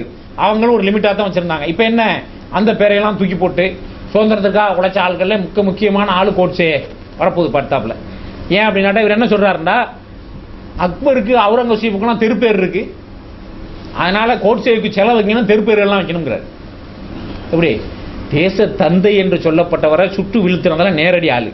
நேற்று முந்தா நாளாக என்ன சொன்னாங்க, அவர் சுட்டதில் எங்களுக்கு உடன்பாடு கிடையாது, இது ஆர்எஸ்எஸ் பின்னின்று செயல், அவருக்கும் ஆர்எஸ்எஸ்க்கு சம்பந்தம் இல்லை அப்படின்னு சொன்னாங்கன்ட்டு வெளி மேடைகள்ல எல்லாம் பப்ளிக் மீடியாக்கள் எல்லாம் வாதிச்சாங்க, நழுவி ஓடினாங்க. இன்னைக்கு ஒரு அவங்கள உள்ள ஆளே சொல்றாரு தியாகின்னு அறிவிக்கணும். இவர் மாதிரி தான்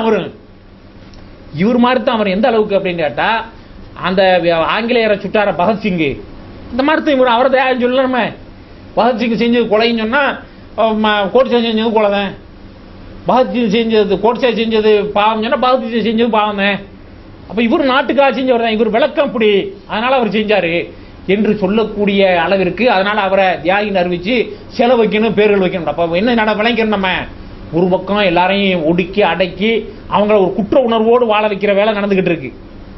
எல்லாரையும் முஸ்லீம்களை, கிறிஸ்தவர்களை, கம்யூனிஸ்டுகளை, சீக்கியர்களை எல்லாரையும் ஒரு குற்ற உணர்வோட வாழ வைக்கக்கூடிய ஒரு வேலை ஒரு பக்கம் செஞ்சுக்கிட்டு இருக்காங்க. அப்ப இதெல்லாம் சாதாரணமா ஏதோ ஒரு யதார்த்தமா அவங்கவுங்க செய்யறாங்கன்னு நினைச்சுக்கிறாங்க. இல்லைன்னா ஒரு திட்டமிட்டு கரெக்டா கொண்டு போற ஒரு காரியமா இருக்கு. ஒரு வேலை நாங்கள் திட்டமிட்ட இல்லைன்னு சொன்னாலும் ஒரு திட்டமிட்ட வழியில போய்கிட்டு இருக்கு. இப்பெல்லாம் நாங்கள் உட்காந்து அதெல்லாம் திட்டமிட்டு சும்மா கிறுக்குத்தனமா பேசுறாங்க அப்படின்னு சொன்னாலே ஒரு திட்டமிட்ட பாதையில் கரெக்டா போய்கிட்டு இருக்கு. இவங்களை எல்லாம் வாயை திறக்காத அளவுக்கு தீவிரவாத பட்டம் சுமத்தி ஓரமா ஒதுக்கி விட்டுறணும், நம்ம அஜெண்டாக்களை கொஞ்சம் கொஞ்சமா முன்னெடுத்துட்டு போகணும் என்பதற்கான கோட்ஸையை தியாகியாக அறிவிப்பதற்கு. அது மாதிரி ஒரு விஹெச்பி தலைவர் பேசியிருக்கிறார். அவர் பேருன்னு சொன்னா விளங்காதனால விட்டுருவோம். அவர் என்ன சொல்றாரு அப்படின்னு கேட்டா, நீங்க வந்து இஸ்லாத்துக்கு கூப்பிடுறீங்களா, திருப்பி தாய் மதத்துக்கு அழைக்கிற, இப்போ அதுவும் ஓடிக்கிட்டு இருக்குல்ல, தாய் மதத்திற்கு திருப்பி வாங்க, 5 லட்ச ரூபா தர்றேன்னு சொன்னா வாங்கிக்கிறங்க, அதெல்லாம் ஒன்றும் தப்பு இல்லை. 5 லட்ச ரூபாய் வாங்குறதுனால என்ன இருக்கு, தந்தா. அப்போ அதனால வந்து இந்த தாய் மதத்துக்கு கூப்பிடுறதில்ல, எந்த சாதியில சேர்ப்பீங்க அப்படிங்கிற சர்ச்சை கேட்குறாங்க எங்கள்கிட்ட. நாங்கள் முதல்ல அவங்க விரும்புகிற சாதியில சேர்த்துக்குருவோம். எப்படி விரும்புகிற சாதியில சேர்த்துக்குருவோம் அப்படின்னா என்ன, எல்லாரும் என்ன சொல்லுவாங்க, எங்களை பிராமணராக சேர்த்துக்கிறோன்னு சொல்லுவாங்கல்ல, சேர்த்துருவாங்களாம். சேர்த்தாச்சு. சேர்த்துட்டு அப்புறம் என்னண்டா இவங்களுடைய பாரம்பரியம் என்னண்டா ஆய்வு செஞ்சு அவங்களுக்கு என்ன ஜாதின்னு சொல்லிடுவோம். முதல்ல சேர்த்து உங்களை வந்து ஒரு இன்ட்ரீம் லெவல்ல பிராமணராக வச்சுக்கிடுவாங்க. அப்புறமா நீ உங்க தாப்பம் யாரு அவங்க தாப்பம் யாருன்னு ஒரு குழு போட்டு ஆய்வு செய்வாங்க.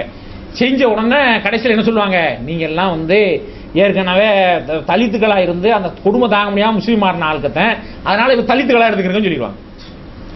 அதுக்கு தான் இவங்க கூப்பிடுறது, திருப்பி தலித்துக்களா இருந்துக்கிறங்க அப்படின்னு சொல்லி உங்களை நம்மளெல்லாம் ஒதுக்கி விட்டுறலாம் அப்படிங்கிறதுக்காகத்தான் நாங்கள் திருப்பி கூப்பிடுறோம்னு அவர் இப்ப நேரடி ஆராய்வோம் அப்படின்னு சொல்லிட்டு சொல்றாரு. இந்த ஒரு பக்கமா வந்து அவங்களுடைய முஸ்லீம்களை, கிறிஸ்தவர்களை, கம்யூனிஸ்டுகளை, சீக்கியர்களை தாக்கி அவர்களை உணர்வு ரீதியாக ஒடுக்கி வைப்பதற்கான ஒரு வேலை நடக்குது. இன்னொரு பக்கம் இவங்களுடைய அஜெண்டாக்களை முன்னெடுத்து போறதுக்கான நடக்குது. இது ரெண்டையுமே கவனிச்சுக்கிட்டு இருக்கிற நேரத்தில் அவங்களுடைய பொருளாதார அடைவுகளை எந்த ஒரு காலத்திலையும் சரி, பொருளாதார அடைவுகளை வந்து யாரு ஒழுங்கா வச்சுக்கிறலையோ அவங்க ஆள்பவர்களாலாம் வந்ததில்லை. இதுதான் உலகம். முதல்ல வந்துக்கிட்டு பெரும்பாலான ஆதிக்கங்கள் எப்படி உருவாகி இருக்குன்னு சொன்னா வியாபாரமாக தான் உருவாகியே இருக்கு. இந்தியர்கள் ஆங்கிலேயர்கள் நம்ம இந்தியாவுக்கு எப்படி வந்தாங்க, என்ன செய்ய வந்தாங்க? கிழக்கிந்திய வணிக கம்பெனியாக தான் வந்தாங்க. கம்பெனி தான் வந்துச்சு, வியாபாரம் பண்ண தான் வந்தாங்க, வியாபாரம் தான் பண்ணாங்க, கம்பெனி தான் அரசாங்கமாக உருவெடுத்துச்சு. அதனால வியாபாரத்தில் அவங்க வியாபார கட்டுப்பாடுகளை தங்கள் வசம் வச்சுக்கிட்டு அதுக்கு பிறகு ஆதிக்க சக்திகளாக உருவெடுப்பாங்க. இல்லை வேற ஏதாவது வழியில் ஆதிக்கத்தை நிறுவிவிட்டார்கள் என்று சொன்னால் பொருளாதார ரீதியில் தங்களை வலுவாக வச்சுக்கிறதுக்கான எல்லா வேலையும் செய்வாங்க. அப்போ அந்த வேலைகள் எல்லாம், பொருளாதார பலப்படுத்துகிற வேலைகள் எல்லாம் ஒரு பக்கமாக கரெக்டாக போய்கிட்டே இருக்கு. அதில் சத்தம் இல்லாமல் அதுக்கானதுலாம் பாராளுமன்றம் இப்போ பார்த்தீங்கன்னா இப்போ நம்ம முன் சொன்ன எல்லா பிரச்சனைகளாலும் டெய்லி சண்டை, கட்டாய மாதத்துக்கு சண்டை, பகவத்கீதைக்கு சண்டை, அதுக்கு முன்னால் ராமருக்கு பிள்ளைகளா யாருக்கு பிள்ளைகளுக்கு சண்டை, இப்படி பாராளுமன்றம் தொடங்குனதுலேருந்து சண்டை தான் நடந்துகிட்டு இருக்கு. இதில் லேபர் லாவில் அமெண்ட்மெண்ட் பண்ணியாச்சு. என்ன அமெண்ட்மெண்ட்டு? இந்தியாவில் லேபர் லா இருக்குல்ல, தொழிலாளர் சட்டம், நலச்சட்டம், தொழிலாளர் நலச்சட்டத்தில் அமெண்ட்மெண்ட் எல்லாம் கொண்டு வந்தாங்க. என்ன அப்படின்னு கேட்டால் அதில் அநேகமாக இப்போ வெளியே வரும்போது இந்த போராடுறதுக்கான உரிமை இருக்குல்ல இந்தியாவில், அதெல்லாம் இருக்காது. ஏன் அப்படின்னு கேட்டால் கார்பரேட் நிறுவனங்கள் நாங்கள் வியாபாரம் பண்ண முடியாது, உங்களுடைய தொழிலாளர் சட்டம் இப்படி இருந்துச்சுன்னா நாங்கள் பண்ண இயலாது. ஏற்கனவே ஒன்றும் குறையில்லை, ஏற்கனவே கார்பரேட் நிறுவனங்களில் வேலை செஞ்சாங்களே அவங்கெல்லாம் நாங்கள் போராட்டம் ஸ்ட்ரைக்கு வேலை நிறுத்தத்துக்குலாம் போக மாட்டோம் எழுதி கொடுத்து தான் போனாங்க. இப்போவும் சாஃப்ட்வேர் கம்பெனியில் அதை வேலை பார்க்குறவங்க யாராவது ஸ்ட்ரைக் பண்ணி பார்த்துருக்கீங்களா? அவங்கெல்லாம் அந்த ஒப்பந்தத்தில் கையெழுத்து போட்டு தான் போகிறாங்க. அப்படிலாம் இருந்தால் ஒன்று சேர்க்க மாட்டோம் என்று தான் போகிறாங்க. அப்போ அந்த தொழிலாளர் நலச்சட்டம்னு ஒன்று வச்சுருக்காங்க, அந்த சட்டத்தில் மாற்றம் கொண்டு வருவதற்கான வேலை. அப்போ தான் பெரிய பெரிய நிறுவனங்கள்லாம் வருவாங்க. ஏன் அப்படின்னு கேட்டால் make in India, make in India. இப்போ எல்லா உலகத்தில் என்ன அப்படின்னா முடிஞ்ச அளவுக்கு அவன் ஃபேக்ட்ரியை வெளியே தள்ளுறான். பெரும் நிறுவனங்களாக இருக்கும், பெரிய கம்பெனியாக நைக்குன்னு ஒரு ஷூ தயாரிக்கலாம், 500 ரூபாய்க்கெல்லாம் ஸ்போர்ட்ஸ் ஷூ விற்பான், 500 திரத்துக்கு. அந்த ஷூவை போய் எடுத்து உள்ளே இப்படி திருத்தி பார்த்தீங்கன்னா மேட் இன் இந்தோனேஷியா இல்லைன்னா மேட் இன் தைவான் அப்படின்னு உள்ளுக்குள்ளே எழுதியிருக்கும். ஏன் அப்படின்னாட்டா ஷூ தைக்கிற ஃபேக்ட்ரியை கூட அமெரிக்காவில் வச்சிருக்க மாட்டேன்ட்டான். அதில் உருவாகிற கழிவு, தொழிற்சார வேஸ்ட்டு, அதிலேருந்து வர்ற புகை, இதெல்லாம் சுற்றுப்புற சூழலை கெடுக்குதுங்கிறதுனால அந்த மாதிரி உள்ள நாடுகளில் கொண்டு போய் வச்சு அதை எரிச்சு எல்லாம் பண்ணி எடுத்துக்கிட்டு காசு அதிலிருந்து பாதிக்கு மேலே எப்பவும் மாதிரி குறையாமல் நமக்கு வரும். இன்னும் சொன்னால் அமெரிக்காவில் தயாரிக்கிறத விட கூடுதல் வரும். இப்படி எல்லாருமே அவங்களுடைய தயாரிப்புகளை நீங்கள் ஜெர்மனிலேருந்து வர்ற ஏராளமான கம்பெனிகளை பார்ப்பீங்க, மின்னணு பொருள்கள், எலக்ட்ரானிக் சாதனங்கள் தயாரிக்கிற கம்பெனிகள், அவங்கெல்லாம் யாருமே பெரும்பாலும் அங்கே தயாரிக்கிறது இல்லை. எல்லாம் ஆசிய நாடுகளில், தெற்காசிய நாடுகளில் தான் அவங்களுடைய அசம்பிளி சென்டர்லாம் இருக்குது. அவங்களுடைய ஒரு இடங்கள்லேயே இருந்து வாங்குவாங்க. அவங்களோட உதிரி பாகங்கள் இருக்க, உதிரி பாகங்கள் இந்த இப்போ நோக்கியா ஆலை மூடிட்டாங்க, அது பக்கத்தில் இருந்து பாஸ்காண்டு ஒரு ஆளை 1600 பேர் வேலை பார்த்தாங்க மூடுறாங்க. இதுக்கு பிறகு தான் நமக்கு விவரம் தெரியுது, அவன்கிட்ட உதிரி பாகங்கள் வாங்கி தான் இவன் போனால் ஆருக்கு சேர்த்துருக்கான். இவன் வேற ஒன்றும் தயாரிக்கலை. இவன் எதுக்கு தொழில் வச்சுருந்துருக்கான் வச்சுருந்தா பாஸ்கான்கிற நிறுவனத்திலிருந்து உள்ளுக்குள்ள உள்ள உதிரி பாகங்களை எல்லாம் வாங்கி நோக்கியா நிறுவனத்தில் வச்சு அசம்பிள் பண்ணி நம்மகிட்ட வித்துடுறது. அதுக்கு ஒரு காசு தான் நடந்திருக்கு. அப்போ அவன் 3 ஒன்று தான் தெரியும், 1500 பேருக்கு வேலை வச்சான். இவன் என்னடா தயாரிச்சான் கேட்டா அவனுக்கு உள்ளுக்குள்ள உள்ளதே இவன் தான் தயாரிச்சான். அப்போ இந்த மாதிரி ஒரு அவங்களுடைய தொழில்துறைகள், அவங்களுடைய மின்னணு சேர்க்கிற எல்லாத்தையும் பெரிய பெரிய கார் நிறுவனங்கள் மேக் இன் இண்டியான்னு சொல்லி வச்சிருக்காங்களே. ஒரு காரு உற்பத்தி பண்ணுறதுக்கு இப்போ உலகத்தில் பொருளாதார வளர்ச்சி எந்த அளவுக்கு அடைஞ்சிருச்சுன்னு சொன்னால், ஒரு நம்ம அரிசின்னு பார்க்குறோம், அரிசி ஒரு மணி அரிசி வருவதற்கு எவ்வளவு தண்ணீர் செலவழிக்கிறது, இதை விர்ச்சுவல் வாட்டருங்கிறாங்க. விர்ச்சுவல் வாட்டர், நம்ம பார்க்க முடியாத தண்ணி அதுக்குள்ள ஒளிஞ்சிருக்கு. ஒரு அரிசி மணி உருவாக்கி எடுப்பதற்கு 3 லிட்டர் தண்ணி செலவாகும். 3 லிட்டர் ஒரு அரிசி, ஒரு நெல் உருவாகுவதற்கு. அது மாதிரி ஒரு கார் தொழிற்சாலையில் உருவாகி ரோட்டில் நிற்கிறதுக்கு 25 மில்லியன் டன், 25 மில்லியன் லிட்டர் தண்ணி செலவாகும். யோசிச்சு பாருங்க, ஒரு கார் தெருவில் நிற்கிறதுக்கு அவ்வளவு தண்ணி. இதைத்தான் மறை நீர் அப்படின்னு மறைஞ்சிக்கிட்டு ஒளிஞ்சிக்கிட்டு இருக்கிற தண்ணி விர்ச்சுவல் வாட்டர்னு பேர் வச்சிருக்காங்க. அப்போ தொழிற்சாலைகள்லாம் இங்கே தள்ளுறதுக்கு என்ன அப்படின்னு கேட்டால், அங்கெல்லாம் ஐரோப்பாவோட தேம்ஸ் நதி உயிருள்ள நதியாக ஓடுது. நம்ம ஊர் நதியில் பூரா சாயப்பட்ட தொழிற்சாலை கழிவுகளையெல்லாம் கலந்து என்ன மழை பெஞ்சாலும் தண்ணி நிற்காது. மழை பெஞ்சு தண்ணி நிற்கிற அளவுக்கு மண்ணும் இல்லை, அங்கே கீழே எல்லா மண்ணையும் வாரி வலிச்சு அள்ளிட்டான். அப்போ இந்த மாதிரி உள்ள இவங்களுடைய இந்த தொழில் போக்குகள், தொழிற்சாலைகள், அதுதான் மேக் இன் இண்டியா. இப்போ மறுபடியும் திருப்பி எல்லா குப்பைகளையும் இங்கே கொட்டுன்னு கூப்பிடுறதுக்கு பேர் தான் மேக் இன் இண்டியா. அப்போ இதுக்கு வேலை செய்யறதுக்கு ஆள் வேணும்ல. பிரதமராக பதவி ஏற்ற உடனே சீனாவிலிருந்து ஜப்பான்லேருந்து பார்க்க வந்தாங்களா? ஞாபகம் இருக்கா? பார்க்க வந்தாங்க. எதுக்கு? இங்கே தான் அங்கே உள்ள ஆட்கள்லாம் உபயோகப்படுத்தினது போக அந்த வேலை செய்கிற பருவத்தில் உள்ள ஆட்கள் இருக்காங்கல்ல, ஒர்க்கிங் ஏஜில் உள்ள ஒர்க்கிங் பாப்புலேஷன், உலகத்தில் ஒர்க்கிங் பாப்புலேஷன் நிறையா இருக்கிற நாடுகளில் இந்தியா ஒரு நாடு. ஏறத்தாழ 70% பேர் ஒர்க்கிங் பாப்புலேஷன், 15 வயதுலேருந்து 59 வயசுக்கு உட்பட்டவங்க. 15 வயசு டு 59 வயசு இந்தியாவுடைய ஒட்டுமொத்த ஜனத்தொகையில் 70% பேர் ஒர்க்கிங் பாப்புலேஷன், 69.45 பேர். இந்த ஒர்க்கிங் பாப்புலேஷனில் இந்தியாவில் இருக்கக்கூடியவங்கள பயன்படுத்தணுமே. நாங்கள் பயன்படுத்தணும், நீங்கள் பயன்படுத்துகிறோம்ட்டு சைனா வந்துட்டு போனோடனே ஜப்பான் வந்து நாங்கள் தொழிற்சாலை தொடங்குறோம், உழைப்புகளையெல்லாம் எடுத்துக்கிறோம், சுரண்டுறோம் அப்படிங்கிறதுக்கு தான் அவசரமாக லேபர் லா அமெண்ட்மெண்ட் எதுக்கு வருது? நிறைய பேர் தொழில் செய்ய வர இருக்கிறாங்க. அப்போ நாங்கள் அவங்களோட புரிந்துணர்வு ஒப்பந்தம் இன்னைக்கு போட்டோம் அப்படின்னு சொன்னால் நமக்கு சொல்கிறதுலாம் என்ன? வேலை வாய்ப்பு இருக்கும். நீ உன்கிட்ட இருக்கிற விவசாயம் சுற்றி புத்தி உள்ள இடம் எல்லாத்தையும் கொடுத்துட்டு கார்பரேட் கம்பெனியில் அடிமையாக வேலை பார்க்கணும். இந்த வேலை வாய்ப்பு உனக்கு கிடைக்கும். அதற்காக உங்களுக்கு தான் வேலை வாய்ப்பு கிடைக்கும்ல. நீ வச்சிருந்த இடத்துக்கு நீ வேலை வச்சிருந்த விட 4 மடங்கு கூட பணம் கிடைக்கும்ல. அப்போ இது இடத்துக்கு நீ பதறேன்னு கேட்பாங்க. இப்போ நம்மள்ட்ட எதிர்கேள்வி, மாற்று கேள்வி. இதுதான் வந்து மேக் இன் இந்தியா என்ற ஒரு இதுக்கு தான் லேபர் லா. அது மாதிரி ரியல் எஸ்டேட் ரெகுலேட்டரி அத்தாரிட்டின்னு ஒன்று போடுறதுக்கு ஒரு பில்லு கொண்டு வந்திருக்காங்க. என்ன அப்படின்னு சொல்லிட்டு சொன்னால், முடிஞ்ச அளவுக்கு இடத்த யார் யாருக்கு வேணுமோ எடுத்துக்கலாம் அவங்க அதிகாரத்தில் உள்ளவங்க. அப்படிங்கிறதுக்கான மாறுதல்கள் அதற்கு வரப்போகுது. அது மாதிரி வந்துக்கிட்டு கான்ஸ்டியூஷனல் அமெண்ட்மெண்ட் 150 அமெண்ட்மெண்ட். கான்ஸ்டியூஷன் வந்து சட்டம் இல்லை, பீனல் கோடு தண்டனை சட்டம் இல்லை, இந்திய அரசியல் அமைப்பு சட்டம், சாசனம். சாசனத்தில் தான் வழிகாட்டு நெறிமுறைகள் கொள்கைகள்லாம் இருக்கும். வழிகாட்டு நெறிமுறைகளை திருத்த முடியாது, கொள்கைகளை மாற்றலாம், அதுதான் பாராளுமன்றம். அப்போ இதில் வந்து 150 அமெண்ட்மெண்ட். 150 அமெண்ட்மெண்ட் பெரும்பாலும் இனிமேல் என்னென்ன அமெண்ட் பண்ணியிருக்கிறோங்கிறத வந்தால் தான் தெரியும். இப்போ இணையங்களில் 150 அமெண்ட்மெண்ட்டுக்கு அந்த பில்லை கொண்டு போக போகிறோம்னு போட்டுருக்கு. இதெல்லாம் நடந்துக்கிட்டு இருக்கு. எப்போ நீங்கள் எப்போ பார்த்தாலும் பாராளுமன்றத்தில் சபாநாயகருக்கு முன்னால் நின்று 4 பேர் கோஷம் போட்டுக்கிட்டு இருப்பான். இந்த தெருவில் நின்று கோஷம் போட்டவங்களை பாராளுமன்றத்தில் அனுப்புனா இப்படி தான் நடக்கும் போல தெரியுது. அங்கேயும் போய் கோஷம் போட்டுக்கிட்டு இருப்பான். இப்போ இதில் வந்து பார்த்தீங்கன்னு சொன்னால், இந்த பில்லாம் எப்படா பாஸ் பண்ணாங்கன்னு கேட்டால் எல்லாரும் ஒத்து தான் பாஸ் பண்ணியிருக்காங்க. இது ஒரு பில்லு பாஸ் பண்ணுறதுக்கு வருதுன்னா நாட்டின் நலன் என்ன, இதனுடைய சாதக பாதகமான அம்சங்கள் என்ன அப்படின்னு சொல்லிட்டு விவாத பிரதிவாதங்களை எடுத்து வைக்கிறதுக்கு எம்பிக்கள் அனுப்புனா, இவங்க போய் எப்போ பார்த்தாலும் கோஷம் போட்டுக்கிட்டு இருக்கிறான். ஒரு கொஸ்டின் கேட்டாண்டு அதுக்கு நின்று சபையை அலம்பரப்படுத்துகிறான், அவை நடத்த விட்றான்ல. இந்த ரயில்வே இதில் கேள்வி கேட்டானா, கன்விக்ட் ஆகிருக்கிற முதலமைச்சர் யாருண்டு. அப்போ அதில் கேள்வி வந்துருச்சான், அதுக்கு அலம்பரப்படுத்துகிறாங்க அவையை. இந்த மாதிரி உள்ள பில்லுலாம் என்ன பாஸ் ஆச்சு, இதனுடைய சாதக பாதகங்களை வாய்ச்சாங்களா, அதெல்லாம் பில்லுன்னு வந்துச்சோன்னா இவ்வளோ கஷ்டத்தில் ஒரு புக்லெட் மாதிரி இருக்கும். பெரும்பாலும் இங்கிலீஷ்லையும் ஹிந்தியிலும் இருக்கும். படிச்சுட்டு எவன் பேசுவான், எப்போ உட்காந்து படிக்கிறது? இவங்களே போய் பாராளுமன்றத்துக்கு போகிற முடியாது. அங்கே உள்ள அலவுன்ஸு காசெல்லாம் வாங்கிட்டு ரூம்பு அங்கே விருந்தினர் மாலையாக இருக்காங்க, படுத்து நல்லா தூங்கிட்டு சப்பாத்தி ஒழுங்காக போடலன்னு சண்டை பிடிச்சிட்டு அடிச்சுட்டு தெரிவாங்க. அதுதான் பண்ணிக்கிட்டு இருக்கான். படிச்சுட்டுலாம் இவங்க எங்கே போய் போனால் படிச்சுட்டு போனாலே பேச முடியும்? யாரோ 1-2 ஆளுங்க படிச்சுட்டு அதெல்லாம் பக்கத்தை காட்டி பாராகிராஃபை காட்டி பேசிக்கிட்டு இருப்பாங்க. அப்போ இந்த நிலைகள் எல்லாம் இந்த சீனா வருக. அப்போ இது மாதிரி வந்து வெளிநாட்டுக்கு பயணம் போயில தொழிலதிபர்களை கூட்டிகிட்டு போகிறது, அதுவும் குஜராத்தியெல்லாம் பார்த்து கூட்டிகிட்டு போகிறது, அங்கே போய் அவங்களுக்கு நிலக்கடை வெட்டி எடுக்கிறதுக்குள்ள உரிமத்தை வாங்கி கொடுக்கறது.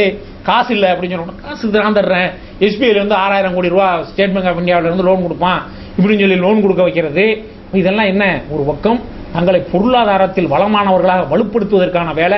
எப்போ பார்த்தா கையெல்லாம் கிளீன் சுத்தம் அப்படின்னு பேசிக்கிடுவாங்க. இந்த வேலைகளையும் சேர்த்தே செய்து கொண்டிருக்காங்க.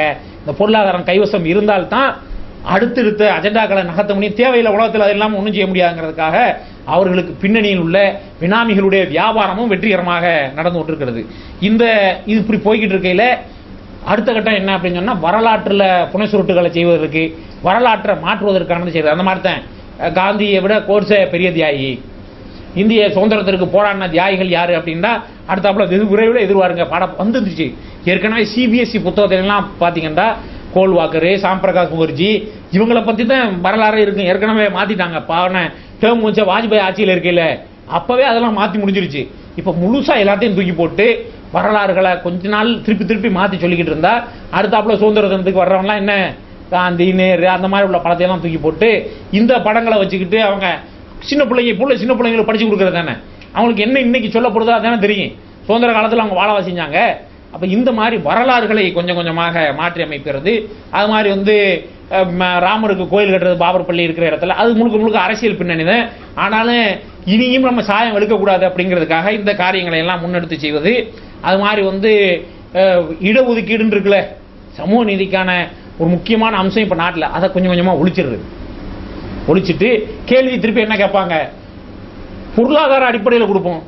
உயர்ந்த ஜாதியினர் நீங்கள் வச்சிருக்கவங்கலாம் பொருளாதாரத்தில் உயர்ந்தா இருக்கிறாங்க அப்படின்னு கேட்பாங்க. உயர்ந்துதான் இருக்கிறாங்க. இதில் என்ன உனக்கு புள்ளி விவர கணக்கு தேவை, கண் அளக்காதையா கையளக்க போகுதுன்னு கேட்பாங்க. இப்படி நிமிந்து பாருங்க. ஒன்று ஒன்றா பாருங்க. கிரிக்கெட்டை பற்றி பேசிக்கிட்டு இருந்தோம். தமிழ்நாட்டில் இருந்து கிரிக்கெட் விளையாடுறோம்னு சொல்லிட்டு தமிழ் பேசுகிற ஆட்களில் போகிறாங்க. ஒரு பிராமணர் இல்லாத ஆள் இது வரைக்கும் வந்திருக்காருன்னு காட்டுங்க. எல்லாரும் பிராமணர்கள். அவங்க மட்டும்தான் முடியுங்கிறத இன்றைக்கு வரைக்கும் நிலை. இந்துக்களே மற்றவங்கள்லாம் வர முடியாது.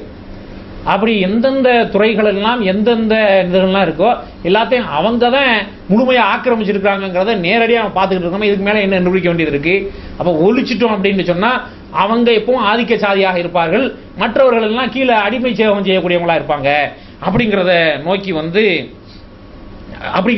வந்துக்கிட்டு அவர்களுடைய அஜெண்டாக்களை வந்துக்கிட்டு முன்னெடுத்து சொல்வதை வந்துக்கிட்டு நான் பார்க்குறோம். இதன் மூலமாக என்ன கடைசியாக முடிவுக்கு வந்துடும் அப்படின்னு கேட்டால், இந்த சாதிய கட்டமைப்பு இருக்குல்ல, அதை விட்டுறக்கூடாது. முஸ்லீம்களை நிறைய இடத்துல இப்படி அட்டாக் பண்ணுறாங்களா, இது பண்ணுறாங்களா, இதுக்கு வேற ஒரு காரணம் இருக்குது. என்ன அப்படின்னா, நம்ம இந்த சாதிய கட்டமைப்பு உள்ள சமுதாயத்தில் தானே வாழ்கிறோம். நம்ம வாழ்கிற சமுதாயத்தில் அந்த மக்கள் சாதிய கட்டமைப்புன்னு இருக்காங்க. இது சில நேரங்களில் நம்மை அறியாமலே நம்மளும் ஊடுருவி இருக்கிறது. ஏனென்றா நகர்ப்புறங்களில் வாழ்கிறாங்கல்ல முஸ்லீம்கள் பெரும்பாலும், இவங்களெல்லாம் பார்த்தீங்க அப்படின்னு சொன்னால் அவங்க இந்துக்களில் இந்த தாழ்த்தப்பட்டவர்கள் நிலையில் தான் பெரும்பாலும் இருக்கிறாங்க, பொருளாதார நிலையில். ஆனால் கிராமப்புறங்களில் வாழக்கூடிய முஸ்லீம்கள் என்ன அப்படின்னு சொன்னால் அங்கே இவங்களை அறியாமலே இவங்க ஆதிக்க சாதிகளாக இருக்கிறாங்க. நிறைய கிராமங்கள் நீங்கள் பாருங்கள், பெரும்பாலும் மலேசியா, அந்த காலத்தில் சிங்கப்பூர், மற்ற நாடுகளுக்கெல்லாம் போய் பொருளாதாரத்தில் வலுவான நிலையில் இருப்பாங்க. இப்படி இருக்கையில் அவங்க சுற்றி வாழ்கிற பிற சமுதாய மக்கள் இருப்பாங்கல்ல, அவங்கெல்லாம் கொஞ்சம் கூட குறைய உள்ள ஆட்களாகவும் இவங்கள்ட்ட வேலை பார்க்குறவங்களாகவும் அடிமை சேவம் செய்கிறவங்களாகவும் இவங்க ஆதிக்க சாதிகளாகவும் தான் அங்கே இருக்கிறாங்க. அப்போ எப்படியோ ஒரு வகையான சாதிய கட்டமைப்புகள் இருக்கணும், மிங்கிள் ஆகலை, கலக்கலை. அப்போ இது என்னன்னா இவன் எப்படி சில இடங்களில் வந்துக்கிட்டு ஆதிக்க நிலையில் இருக்கு. முதலாவதாக அப்படி நம்ம இருக்கக்கூடாது, மிங்கிள் ஆகணும், கலக்கணும், சேர்ந்து இருக்கிற மாதிரி உள்ள அவங்களோட எங்கெல்லாம் நம்ம இடத்துல பொருளாதாரமும் நம்ம இடத்துல சக்தியும் ஆற்றலும் இருக்குது அங்கெல்லாம் கலந்து போய் கவர்ந்து இந்த மார்க்கத்துக்கு கொண்டு வரணும். அப்போ அதை விட்டுட்டு நம்ம என்ன எல்லா இடத்துலையுமே கேப் மெயின்டைன் பண்ணி தான் இருக்கிறாங்க. அது முஸ்லீம்களுடைய அறியாமை. இப்போ இதையெல்லாம் கவனிச்சதுனால தான் அதையும் ஒழிச்சு நகர்ப்புறங்களில் வாழ்கிறாங்கல்ல, இந்த மாதிரி கிராமப்புறங்கள்லையும் சிறுநகரங்கள்லையும் வாழ்வதற்கான ஏற்பாட்டு அரேஞ்ச்மெண்ட்டை செய்யணுங்கிற அந்த கட்டமைப்பு உடைக்கிறதுக்குள்ள வேலையும் திருமுங்க தாய்முகத்துக்குன்னு சொல்கிறாங்களே, அதுக்கு பின்னணியில் எல்லாரையும் அந்த லெவலில் கொண்டு போய் வச்சிடணுங்கிற அந்த நோக்கமும் இதற்கு பின்னணியில் இருக்கிறது. அப்போ இப்போ நம்ம வாழக்கூடிய இந்த காலகட்டத்தில் நம்மை சுற்றி பின்னப்படக்கூடிய அரசியல் வலைகளை, அரசியல் சதிகளை நாம் புரிந்து விளங்கி அதோட இப்படி கேட்டோம். ஒரு மணி நேரம் நிறைய செய்திகள், இந்த வாரம் பேப்பர் படிக்காட்டா டிவி பார்க்காட்டாலும் எல்லா செய்திகளையும் கேட்டு வந்துட்டோம். செய்திகள் வாசிப்பவர் முடிச்சிட்டாரு, நல்லா வாய்ச்சாரு இப்படின்னு இருக்காம இதெல்லாம் என்ன சொல்லுது அப்படின்னு கேட்டால் நம்ம செயல்படணும்னு சொல்லுது. நம்ம வாரத்துக்கு ஒரு முறை வந்து பயான் கேட்டு போனால் மட்டும் போதாது, செயல்பாடுகள் இங்கே ஜமாத்து பணிகள் ஏராளமாக நடக்கிறது. இந்த அடிப்படையில் இருந்தெல்லாம் ஒளித்தெடுத்து மக்களை மீட்டெடுத்து முஸ்லீம் அல்லாதவர்களிடத்தில் இஸ்லாத்தை சொல்லி அவங்களையும் இந்த கொள்கையின்பால் மீட்டெடுத்து முஸ்லீம்களில் குரானை தெரியாமல் மார்க்கத்தை தெரியாமல் இவைகளை எல்லாம் விளங்காமல் நிறைய பேர் இருக்கிறாங்க. அவங்கள்ட்ட இஸ்லாத்தை எடுத்து சொல்லி அவங்களையும் இதன்பால் மீட்டு கொண்டு வருகின்ற வேலைகள் எல்லாம் ஜமாத்து தொடர்ச்சியாக இன்றைக்கு வாரம் மட்டும் இல்லை, இடையில ரூம்பா மக்களை பார்த்து சந்தித்து தாவா பண்ணுறதுக்கு போகிறாங்க. இப்படி உள்ள ஏதாவது ஒரு பணிகளில் நம்மையும் இணைத்து கொண்டு சதிகாரர்கள் பின்னக்கூடிய சதி வலைகளில் இருந்தெல்லாம் அல்லாஹ் மிகப்பெரிய சதிகாரம் முறியடித்து இவைகளெல்லாம் நம்மளை வெற்றியடை செய்வான். அத்தகைய வெற்றியடையக்கூடிய நன்மக்களாக வளர ரஹ்மான் அனைவரையும் ஆக்குவானாக. வாஹிர் தவானா அல்ஹம்துலில்லாஹி ரப்பில் ஆலமீன். அஸ்ஸலாமு அலைக்கும் வரஹ்மத்துல்லாஹி வபரகாத்துஹு.